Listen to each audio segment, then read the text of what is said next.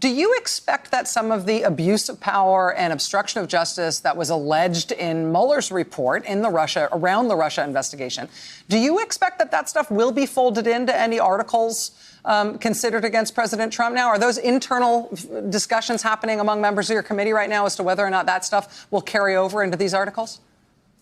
We're considering all of the president's conduct, but it will certainly be used to explain his intent, meaning he has priors.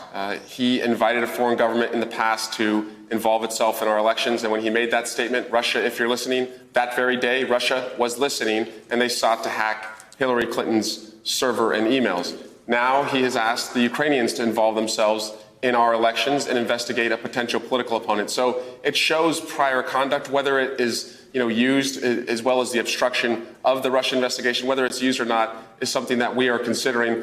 But every day in America's courtrooms, jurors are told that you can use someone's past conduct to deduce what their intent is today for what they're being charged with, and that certainly will be the case with this president. Congresswoman Jayapal, let me just ask you to weigh in on that as well before I let you go, in terms of how wide you think the aperture should be here, and whether you agree with Congressman Swalwell that essentially the president's behavior, as documented in the Russia investigation, should sort of be seen as his priors and therefore as relevant reference point for explaining his current behavior.